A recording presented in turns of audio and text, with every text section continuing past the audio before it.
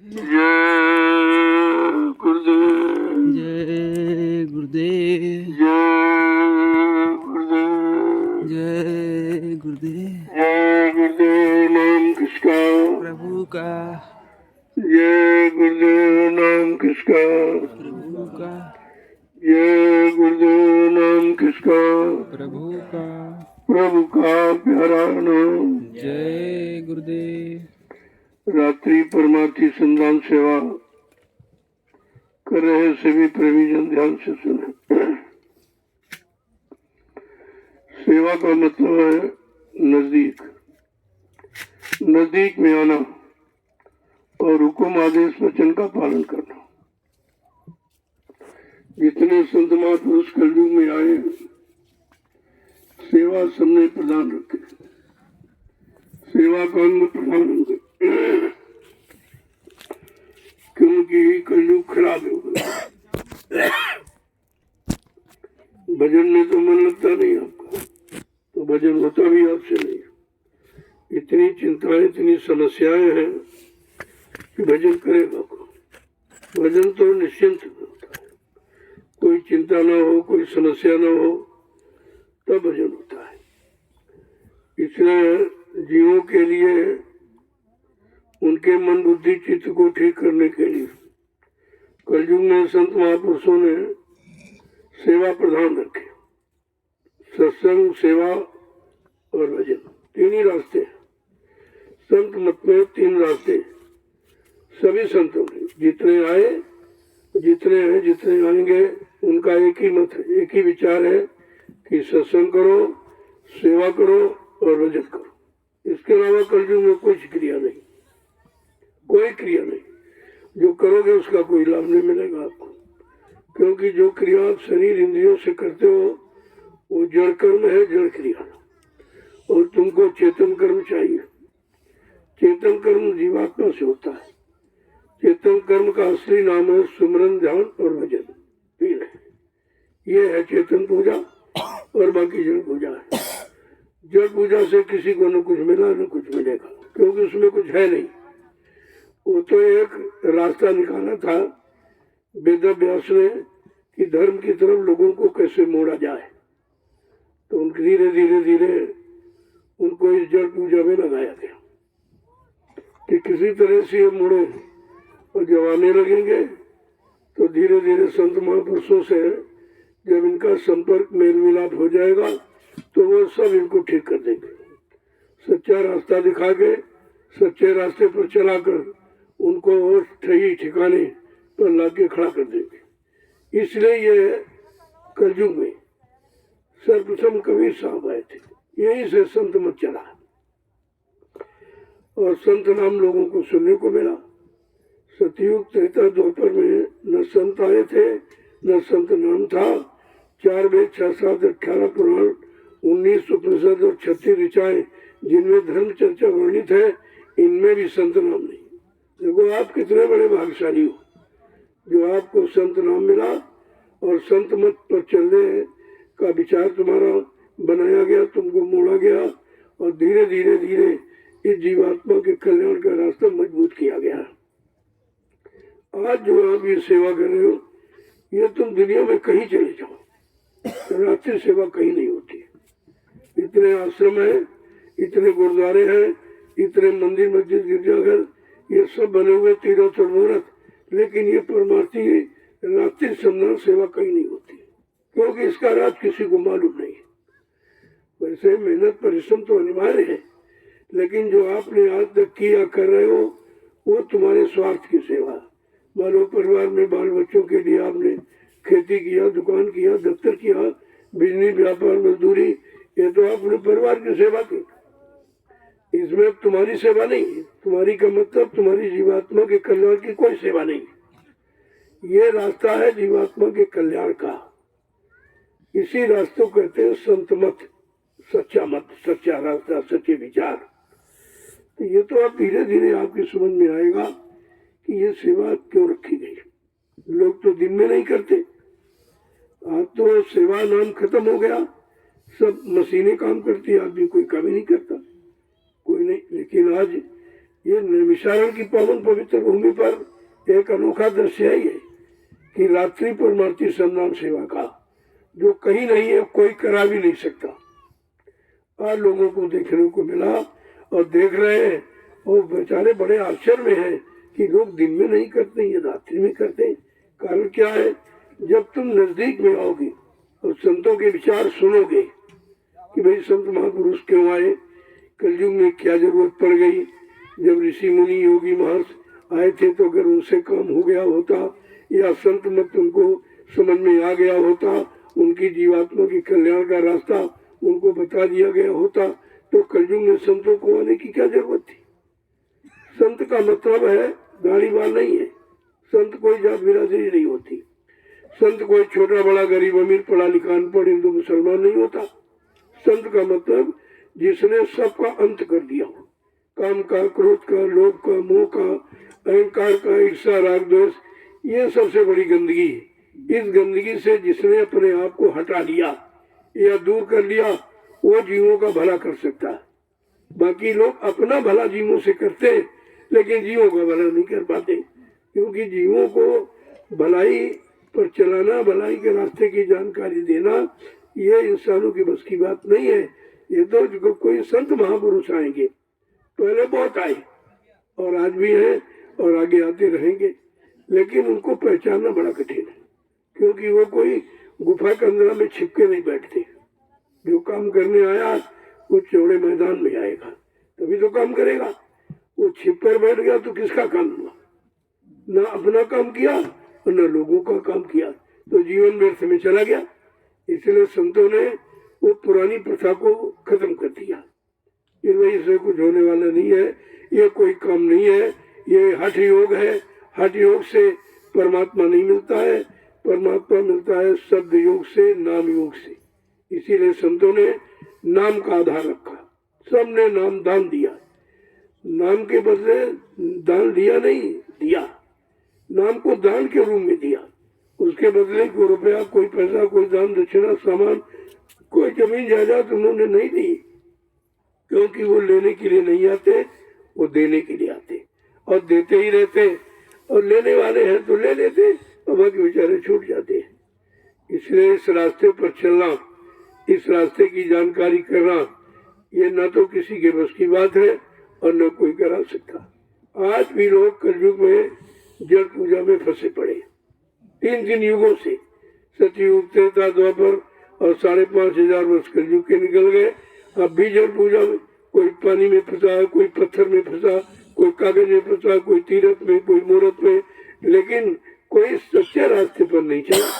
सच्चाई की जानकारी नहीं की, संतों के शरण में गया नहीं, संतों के परमार्थी वचन सुने नहीं, और संतों के द्वारा जो आधार उन्होंने रखा जीवों के लिए कि सत्संग, सेवा और भजन, तो आपने किया नहीं। जब किया नहीं तो आपको मालूम क्या हो। आज ये व्यवस्था देश दुनिया के सामने एक अनोखी दिखाई दे रही, और वो नैमिषारण्य की पावन पवित्र हुई जंगल में हो रहा।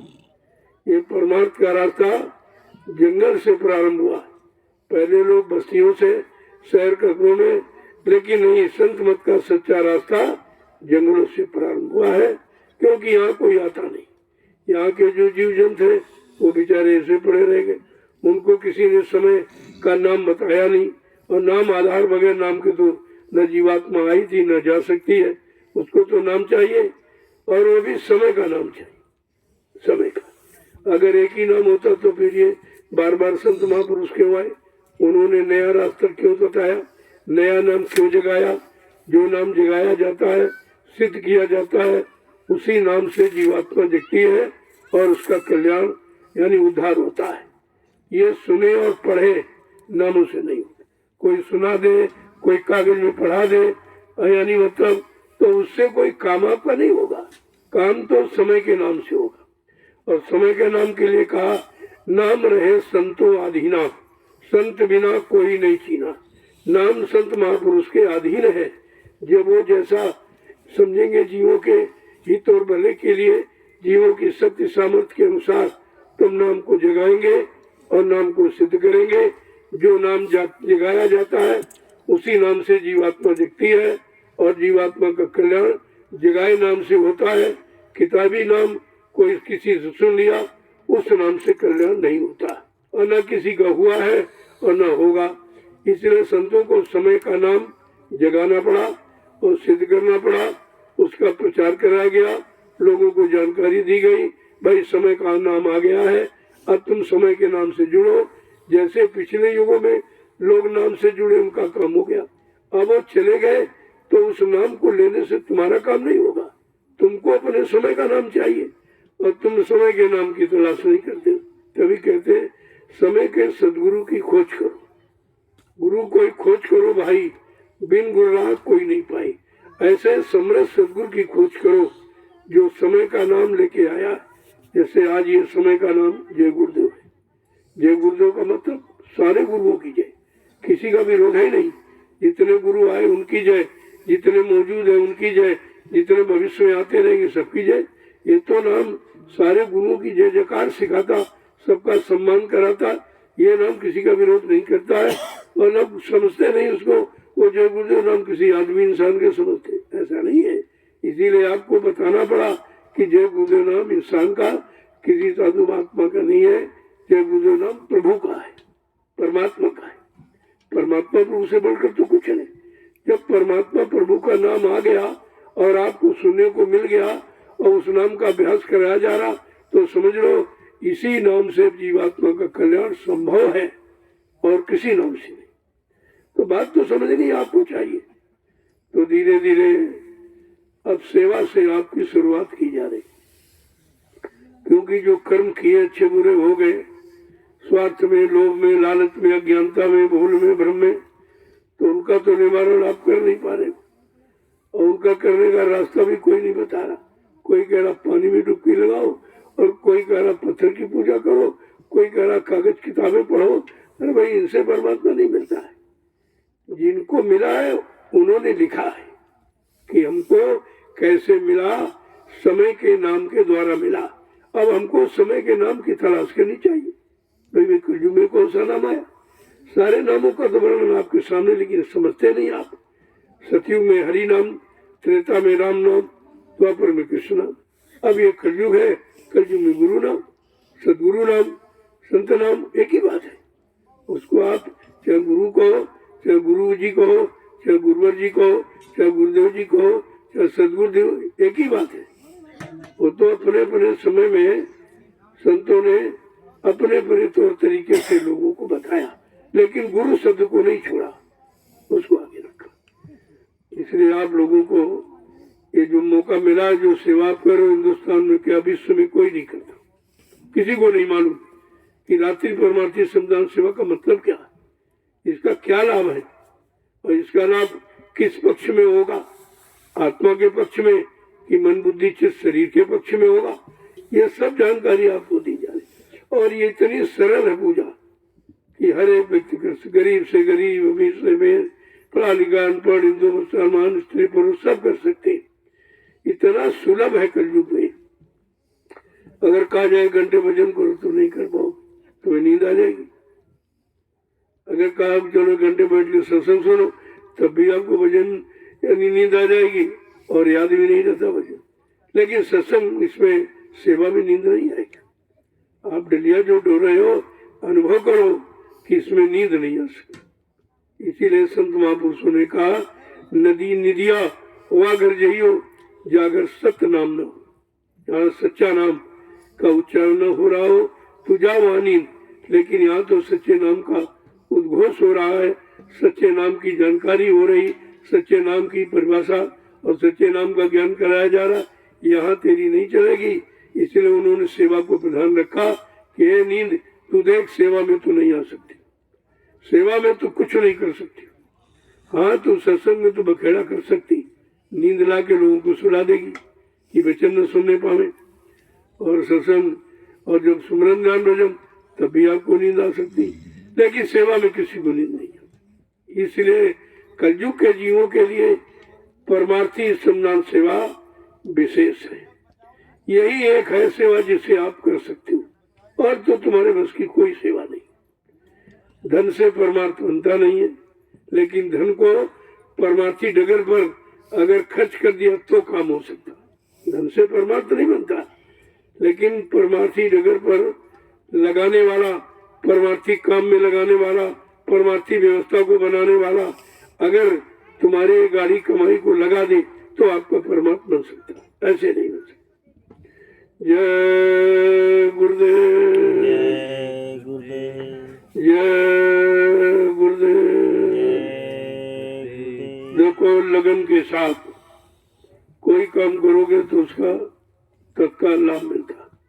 सत्संग फल पेखी तत्काला, का को पिक भरो मराला। बड़ा साफ लिखा रामचरित मानस में कि सत्संग का फल तत्काल मिलता है, लेकिन अगर तत्काल लाभ पाने के उपाय जान जाओ कि भाई तत्काल कैसे मिलेगा, तुरंत कैसे मिलेगा, एक तरफ करो एक तरफ ले लो, ये कैसे मिलेगा, तो उसके लिए आपको संतों की शरण में आना पड़ेगा, उनके सत्संग वचनों को सुनना पड़ेगा, उनके परमार्थी रास्ते पर चलना पड़ेगा, और जो इशारा करते उस इशारे को समझना पड़ेगा। आंख बंद करके नहीं, यहाँ कराया जा रहा, यहाँ सुनाया, किस्सा कहानी के रूप में सुनाया नहीं जा रहा कि सेवा करनी चाहिए और सेवा ये लाभ, सेवा वो लाभ, कहते रहोगे तो कितना लाभ मिलेगा और न किसी को मिला है।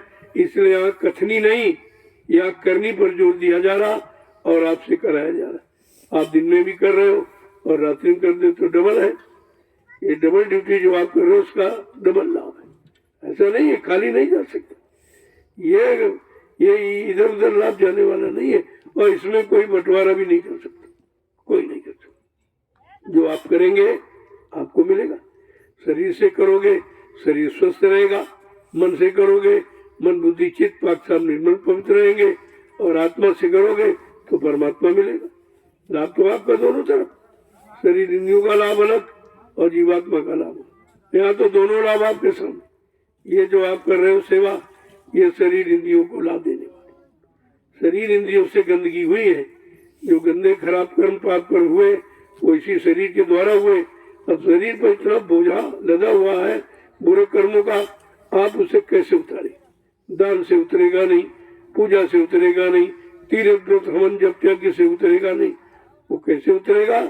वो परमार्थी सेवा से।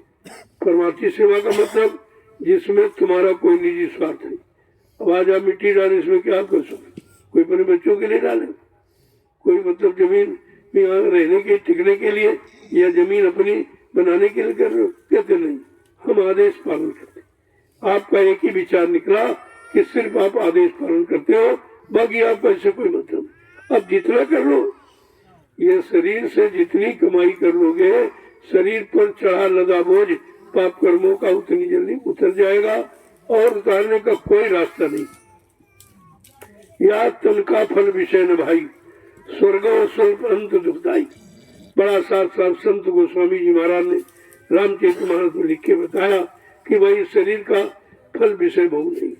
विषय भोग तो सारे जीव करते, सबके बच्चे होते हैं, सब भोजन करते हैं, सब दैनिक क्रिया करते हैं, लेकिन जो मानव तन आपको मिला है ये पंचभौतिक शरीर 5 तत्वों से मिलाकर इसको बनाकर परमात्मा ने विचित्र कारीगरी से इसे तैयार किया, और इसे यानी अनमोल शरीर को ये अधिकार है कि तुम परमात्मा को प्राप्त कर सकते हो। अपनी जीवात्मा को जगा के परमात्मा से मिल सकते हो, लेकिन परमात्मा से मिलाने वाले संत महात्मा मिलने चाहिए, जिन्होंने अपनी जीवात्मा को जगाया, परमात्मा से मिलाया। अगर वो मिल जाएंगे तो तुम्हारा भी काम कर लेंगे। अगर उनके आदेश हुक्म का पालन कर लिया तो अपना जीवन आपने सफल कर लिया। अब आपको कुछ करना नहीं है, केवल जो कहा जाए उसका पालन करना। कर तो तुम कुछ सकते ही नहीं, क्योंकि ये रास्ता था ही नहीं, ये तो संतों ने खोला भी कलयुग में आके। जय गुरुदेव, जय गुरुदेव, जय गुरुदेव, जय गुरुदेव। देखो आपने दिन में भी सेवा की, ऐसा नहीं मैं बराबर देखता रहता हूँ और आप अभी कर रहे हो। इसके लिए किसी का इंतजार नहीं करना चाहिए। कोई तुमसे कहे तो करोगे? अरे भाई तुमको अपना काम बनाना है, अपनी जीवात्मा का कल्याण करना है, अपने पाप कर्मों के बोझों को उतारना, तो किसी की क्या सुबह अपना उठो और नित्य क्रिया कर्म करके सेवा में हाजिर हो जाओ, और जब तक इच्छा हो तब तक करो, और जब इच्छा तब करो। इसके लिए कोई समय नहीं, वो तो समय इसीलिए रखा गया कि आप करेंगे, ऐसे नहीं। तुम समय में बांधे जाओगे तब तुम करते हो। अरे सेवा तो स्वतंत्र रूप में होती, सेवा में कोई बंधन नहीं होता। सेवा तो अंदर से जब तुम्हारे भाव बन जाएंगे कि भाई कहा जब भी आओ सत्संग में तो सेवा भाव से आओ, बगैर सेवा किए यहाँ की कोई चीज ग्रहण मत करो। नहीं पहले से तमाम तुम कर्जा लादे बैठे हो, और अभी अगर लाद लोगे तो फिर उतारोगे कब? उसके लिए भी तो सोचो उतारोगे कब, तो तुम अभी शुरुआतें नहीं किया तो बहुत जन्म आपको लग जाएंगे। और संतों ने कहा कि अगर बात मान लो और इशारे को वचनों को समझ लो और निकल पड़ो, चल पड़ो, तो तुम्हारा एक ही जन्म में बेड़ा पार हो जाएगा। लेकिन करोगे तो ऐसे नहीं होता। इसलिए ये सेवा जो कर रहे हो ये बड़े सौभाग्य से मिली, सबको नहीं मिल रही। क्या हिंदुस्तान में सबको तो सुनाई बताई जा रही, लेकिन सब नहीं आ रहे। क्यों? उन्हीं को मिलोगी जिनको मिलना है, जो इसके अधिकारी हैं वो पाएंगे, सब नहीं पाएंगे। क्योंकि अगर सब पा जाते सब चले जाते तो काल का देश ही खाली हो जाता। तो बेचारा क्या करता? उसने तपस्या करके ये सुरतों जीवात्माओं का भंडार उसने प्राप्त किया सतपुरुष से, उनसे लिया। और वो तो चाहता कि हमारा देश चलता रहे ऐसे।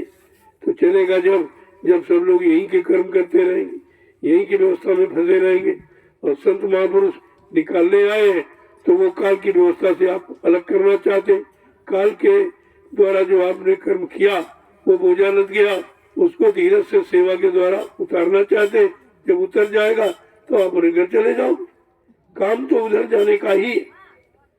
इसलिए बड़ी समझदारी के साथ लगे रहो। जो समय मिला है घर गृहस्थी परिवार बाल बच्चों से खेती दुकान दफ्तर बिजली व्यापार मजदूरी से समय निकाल के आए हो तो कुछ न कुछ कर लो। खाली आए हो खाली चले जाओगे, मतलब क्या निकला? आए हो तो कुछ करके जाओ, और ऐसा करके जाओ जो तुम्हारा भी काम हो जाए और तुम्हारे पीछे आने वाले करोड़ों लोगों का काम हो जाए। ये वो व्यवस्था है, ये किसी एक इंसान के लिए नहीं है, न एक धर्म के लिए मजहब के लिए, ये तो सब जीवों के लिए, सारे जीवों का कल्याण। आज तक जंगल में कोई नहीं आया। क्या जंगल में जीव नहीं रहते? अरे भाई जंगल में तो जीव है, उनके अंदर भी जीवात्मा है, उनको भी परमात्मा प्रभु का नाम सुनने का अधिकार है, लेकिन यहाँ कोई नहीं आया। तो इसका चुनाव क्यों किया गया? इसी भूमि का हमने चुनाव क्यों किया? या हिंदुस्तान में तो बहुत जमीन है, बहुत खाली पड़ी, बहुत लोग देने के लिए तैयार। हमने कहा नहीं, वो जमीन पाक साफ पवित्र नहीं है। ये 88,000 ऋषियों की तपोभूमि है। ऐसी भूमि यानी हिंदुस्तानी विश्व में कहीं नहीं। तब इसका चुनाव किया गया। अब 88,000 ऋषियों ने तपस्या तो कर ली, लेकिन उसका लाभ उनको नहीं मिला, क्योंकि लाभ देने वाले संत महापुरुष समय आए नहीं थे। तो देता कौन? तो बेचारे तपस्या करके इस भूमि को पवित्र करके छोड़ के चले गए। और गोस्वामी जी महाराज जब आए कलयुग में, जिन्होंने रामचरितमानस लिखा, उन्होंने कहा इस भूमि का लाभ किसको मिलेगा? बड़ा साफ साफ शब्दों है, तीर्थवर नैमिष विख्याता अति पुनीत साधक सुखदाता। नैमिषारण्य तीर्थों का महातीर्थ है, पावन पवित्र है। इस भूमि का लाभ उनको मिलेगा जब किसी संत के जीव नाम की कमाई इस भूमि पर करेंगे, अपने श्रम से, अपने परिश्रम से, अपनी गाड़ी कमाई से इस भूमि का यानी मतलब जब सही तरीके से व्यवस्था बनाएंगे तो उन लोगों को इसका लाभ मिलेगा। यहाँ तो तमाम गांव बस गए, तमाम शहर बस गए, लेकिन जो लाभ संत गोस्वामी जी महाराज ने रामचरितमानस में लिखा हो तो आज तक किसी को नहीं मिला, क्योंकि उसका लाभ किसी को मालूम नहीं है। वो तो संतों की महिमा संत ही जाने, संतों का लेख, संतों का कथन संत ही कोई आके बताएगा और आपको लाभ दिवाएगा। बाकी इसका लाभ अभी तक किसी को नहीं मिला। 550 वर्ष गोस्वामी महाराज को हो गए आए हुए, रामचरितमानस को लिखे हुए, लेकिन कितने लोगों ने लाभ उठाया?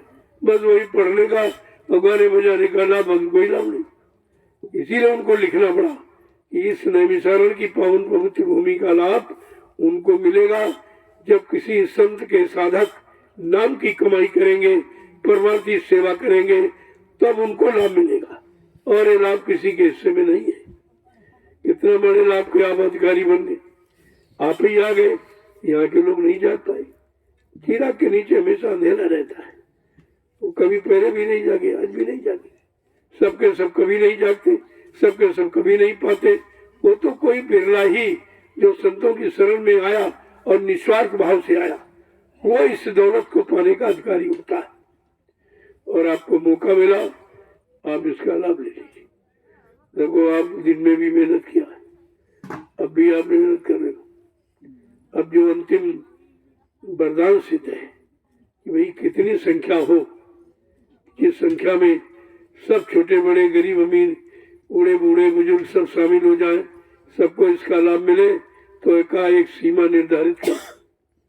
तो मैंने कहा भाई अब तो आप 20 टनिया डालिए, सिर्फ 20 आपको डालिए, थोड़ा तेजी से बढ़ाओ और डाल दीजिए, और जितना आपने किया उसका दूना फल आपको मिलेगा इसका, क्योंकि ये आदेश पर आप करेंगे, इसलिए तो आदेश आपको दिया जा रहा।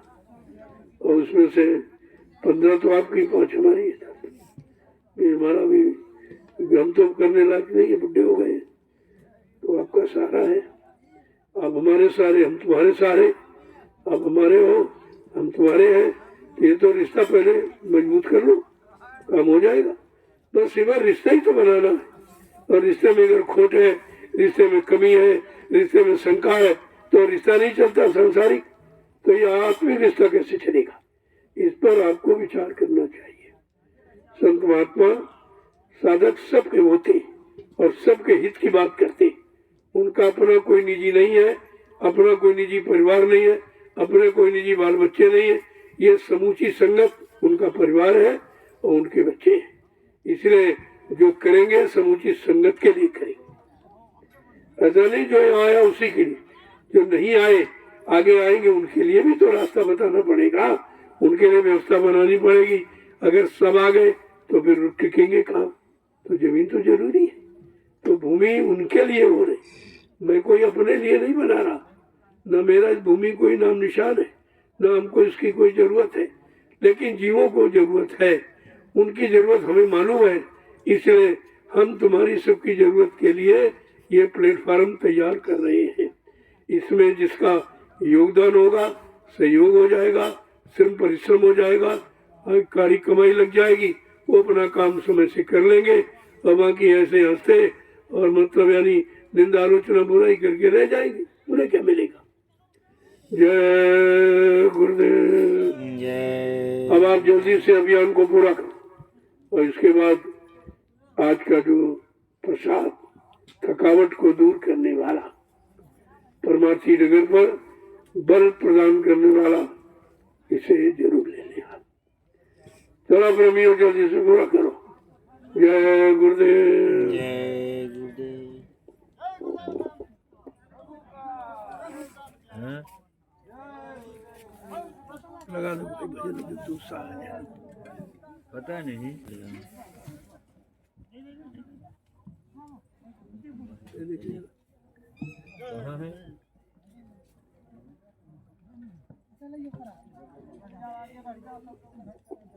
चलो आगे थोड़ा नहीं है।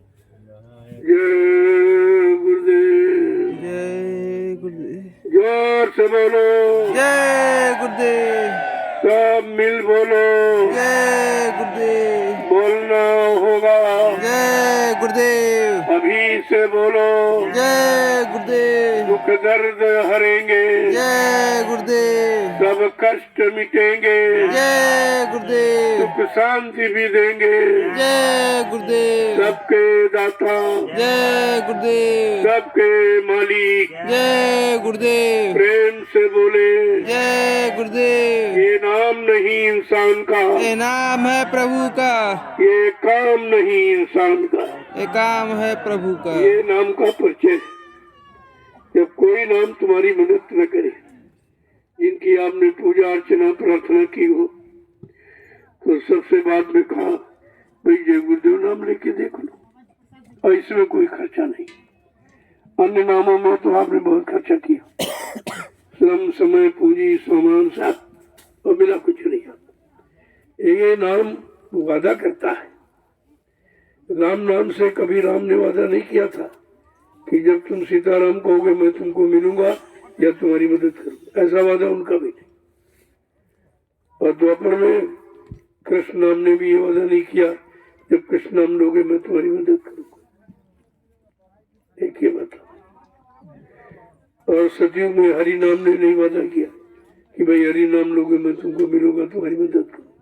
लेकिन आज कलयुग का जगाया जो संत सदगुरु के द्वारा नाम जगाया गया, ये जय गुरुदेव नाम पूरा वादा करता है कि जब आप मन बुद्धि चित्त को पाक साफ निर्मल पवित्र करके यानी शाकाहारी सदाचारी रहकर आप इस नाम का उच्चारण करोगे तो कहा मैं तुमको मिलूंगा, मैं तुम्हारी मदद करूंगा, शंका की कोई बात नहीं। ये ऐसा नाम है, इसीलिए इसको कहा गया जागृत नाम, जगाया गया, कल्याणकारी नाम, जीवात्मा का उद्धारक नाम, पाप में मुक्त कराने वाला। एक तरह से नहीं, कितनी बड़ी महिमा इस नाम की है। तो इसीलिए तो गोस्वामी महाराज को लिखना पड़ा कि समय का नाम क्या काम करेगा। नाम लेत भव सिंधु सुखाही, करो विचार सुजन मन में। कहा भव सागर सूख जाए। भव माने दुख तकलीफ बीमारी महामारी लड़ाई झगड़ा दैवी प्रकोप दुर्घटना अकाल मौत, इसको कहते हैं भव सागर। इससे मुक्ति मिल जाए, इसमें ना आना पड़े, न जन्म लेना पड़े, न मृत्यु तुम्हारी हो। अगर इससे छुटकारा पाना है तो इस समय के जगाए नाम का सहारा आपको लेना ही पड़ेगा, और कोई साधन। कितनी जगह लोग बेचारे जा रहे हैं, कहीं पत्थर में प्राण दे रहे हैं, कहीं पानी में डूब के मर रहे हैं, कहीं एक्सीडेंट हो रहा, कहीं ये हो रहा, कहीं वो हो रहा। लेकिन क्या ये मुक्ति का रास्ता है? ये मुक्ति का रास्ता है कि अकाल मौत में प्रेत योनि में जाने का रास्ता? ये भी तो लोगों ने नहीं बताया आपको कि प्रेत योनि में कैसे जीव जाता।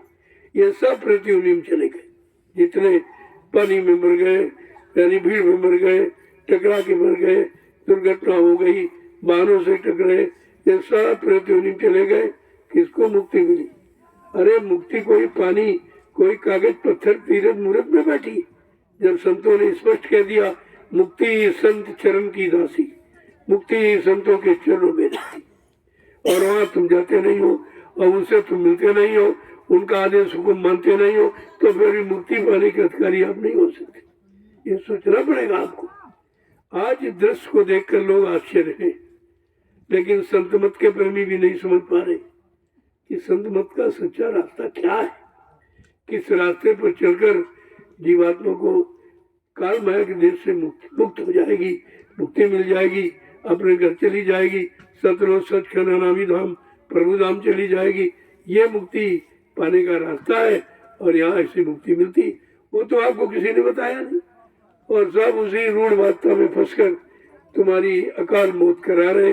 प्रेत योनि में जाने का रास्ता खोल दिया और राजा प्रजा सब बेचारे फंस गए, सब फंस गए। ये तो राजा को भुगतान करना पड़ेगा। तुम्हारे राज्य में अगर प्रजा दुखी है, बड़ा साफ गोस्वामी जी महाराज ने रामचरितमानस में लिखा, जा सुराज प्रिय प्रजा दुखारी और स्वर्ण पवस नरक अधिकारी। जिसके राज में प्रजा दुखी है वो राजा नरक में जाएगा। क्या इन लोगों ने ये नहीं पढ़ा? सीताराम श्री राम के पुजारी बनते, आवाज लगाते, शोर बचाते, अरे उनको सीताराम नाम को बदनाम करते हो। उन्होंने ये नहीं कहा था, उन्होंने तो कुछ कहा हो तो आप सुनते नहीं हो। रामचरितमानस श्री राम है और श्री राम ही रामचरितमानस है, तो रामचरितमानस तो ये कैसी? किस राजा के राज में प्रजा दुखी तकलीफ में होगी, महामारी बीमारी दुर्घटनाओं में अगर अकाल मौत हो जाएगी, उसका खामियाजा उस राजा को भोगना पड़ेगा। बड़ा साफ साफ वो नरक में जाने का अधिकारी। तमाम राजे महाराजे बादशाह आज भी नरकों में पड़े, जमराजा की जूतियों की मार खा रहे, कोई बचाने वाला उनका नहीं है। तो तुम कैसे बच जाओगे? तुम भी तो वही काम करते हो। इसलिए उन्होंने साफ साफ लिख दिया कि तब से राज और राज से नरक, तपस्या की होगी, शुभ कर्म पुण्य कर्म किए होंगे, तो आपको राजा बन गए आप। अगर राजा बनकर भोग करोगे तो नरक में चले जाओगे। अगर राज की तिलांजलि दे दोगे, त्याग दोगे, तो परमात्मा को प्राप्त हो जाओगे। रास्ता तो दोनों आपको बताएंगे, लेकिन अब स्वार्थ को आगे रखकर आपने परमात्मा को पीछे ढकेल दिया और स्वार्थ में स्वयं फंस गए हो और सबको फंसा रहे हो। ये भी खमेजा, जीवों का बोझा आपको ढोना पड़ेगा। बड़े साफ शब्दों में सुन लीजिए, ये सब के लिए आवाज लगाई जा रही, ऐसा नहीं किसी एक के लिए, और कोई निंदा आलोचना बुराई के दृष्टिकोण से नहीं है। सबको जगाने और संभलने का मौका ये दिया जा रहा कि अभी चेतन की तरफ चलो, जड़ से हटकर, क्योंकि चेतन काम करेगा, जड़ काम नहीं। जड़ माने मुर्दा, मुर्दा के निर्जीव कभी नहीं काम कर सकता। तो ये तो आस्था गलत जगह आपकी जोड़ दी गई और आपको धीरे धीरे रास्ता का ज्ञान करना चाहिए। आंख बंद करके किसी बनावटी आस्था पर नहीं चलना चाहिए, नहीं रास्ता भटक जाओगे तो मंजिल पर कभी नहीं पहुंचोगे। जय गुरुदेव। अब जल्दी से आप इस रात्रि परमार्थी संधान सेवा का जो 20 दिनों का अभियान रखा गया है, इसको पूरा करो। ये संख्या रोज की रोज आपको दी जाती है। बड़ा लोग आश्चर्य सुन के करते कि संख्या क्यों रखी। पहली बात तो तुम्हारा ये मतलब यानी अनोखा दिव्य अलौकिक ये श्रम देख करके लोग बड़ा ताजुब कर रहे कि लोग दिन में नहीं काम करते तो रात्रि में कर रहे। बात क्या है? ये तो रात्रि का वही बताएगा जिसने किया होगा। जो सुना है वो सुना देगा, जो पढ़ा है वो पढ़ा देगा, लेकिन जिसने किया है वो करके उसका लाभ भी दिला देगा आपको। और यही आपको चाहिए, लाभ मिलना चाहिए। सुनाने का लाभ नहीं है, कराने करने का लाभ। जय गुरुदेव। चलो थोड़ा तेजी बढ़ो, आप उतारो बोझा कर्मों का। ये मिट्टी में समझो, ये डलिया में समझो कि सिर पे रखे हो। इससे बड़े बड़े बोझे तुम्हारे सिर पे रखे हुए पाप कर्मों के, उनको हटाने के लिए ये निमिष मात्र एक डलिया का आधार रख दिया गया। जय गुरुदेव। आगे आने वाले समय भविष्य में लोग सोचेंगे इतना सरल तरीका पाप कर्मों के बोझे का उतारने का रखा, लेकिन हम भी फिर भी नहीं जा पाए, फिर भी नहीं सोच पाए। और सबको यानी सुनाया बताया जा रहा, कोई भेदभाव नहीं रखा जा रहा, क्योंकि हमारा कोई स्वार्थ नहीं। हम कोई दान दक्षिणा, कोई सेवा सामान नहीं लेते। लेने का काम नहीं है, देने का काम। इनको वो चीज दे दी जाए जो किसी ने कभी दी नहीं, किसी युग में नहीं दी है, वो है मोक्ष और मुक्ति। इससे बड़ा कोई दान नहीं, ये सबसे बड़ा दान है। और आपको उसका सौभाग्य मिला है, आप ले लीजिए, अच्छी बात है। नहीं आपको पछताना पड़ेगा बात, फिर ये समय नहीं मिलेगा। और फिर संत महापुरुष ये भी नहीं, आपको नहीं पता नहीं आए आए ना आए। जब 3 युग में नहीं आए तो फिर कोई जरूरी क्या आ जाए, ये भी आपको समझना चाहिए। तो समय का लाभ समय से ले लो, यही समय से बुद्धि यानी जीव की बुद्धिमानी है। जो समय से जाकर समय का लाभ प्राप्त कर लेता वो समय का बुद्धिमान व्यक्ति कहलाता। जय गुरुदेव। ये दृश्य सभी देख रहे, लेकिन समझ में किसी के नहीं आ रहा। समझेगा कोई संत सिपाही जो द्वार तुम्हारे आया तो समझेगा, बाकी तो सब आश्चर्य कर रहे, ताजुब करे, हंसी मजाक मुस्करी करे कि मतलब रात में मिट्टी ढो रहे, रात में मिट्टी ढो रहे। गई क्यों ढो रहे? ये मिट्टी ढो रहे कि अपने अनंत जन्मों के पाप कर्मों के बोझे को ढो रहे। तुम्हें क्या मालूम यह आधार क्यों रखा गया? अगर होता और नहीं किसी ने रखा। इतने मजहब है धार्मिक राजनीतिक, लेकिन ये व्यवस्था कहीं नहीं है कर्मों के काटने की। एक बात नहीं, और कोई कर भी नहीं सकता, और करता तो जरूर आपको बताता, लेकिन नहीं। यहाँ तो करके दिखाया जा रहा। और दिन में तो सभी लोग कर लेते, लेकिन रात में कोई नहीं करता। आज आपको रात्रि में भी परमार्थी संधान सेवा का अवसर दिया गया और जीवों को जगाने के लिए। तुम भी चेतो, तुम भी जागो, तुम भी अपना काम बना लो। अगर मनुष्य का समय व्यतीत हो गया तो ये दोबारा नहीं मिलेगा। कबहुक करी करुणा निर्देही देत ईश बिन हेत सने ही कभी कभी करुणा निधान कृपा दया मेहरबानी करके मानो अनमोल मंदिर आपको देता है कि जाओ इस मंदिर में बैठी जीवात्मा को जगाओ संत महात्माओं की मदद से। वो जगाएंगे और कोई नहीं जगा सकता, कोई ज्ञानी ज्ञानी विज्ञानी नहीं जगा सकता। ये सब चीजें आपको जानकारी रखनी चाहिए, इसीलिए सबको बताया जा रहा। संत मत में जितने भी मत, जितने फिरके आपने बना डाले, जितने धार्मिक मजहब आपने बना डाले, ये सबको संदेश दे रहा कि आपको बगैर परमार्थी संधान सेवा के अपने अनंत जन्मों का जो बोझा लादे हो पाप कर्मों का, इसे इस सेवा के सिवा और किसी सेवा से उतर नहीं सकता। चाहे राजा बन जाओ, चाहे धनी मानी बन जाओ, चाहे गरीब अमीर बन जाओ, लेकिन इस बोझे को आप उतार नहीं सकते हो। संतों की मदद चाहिए। उनकी मदद कब मिलेगी? जब उनकी शरण में जाओगे।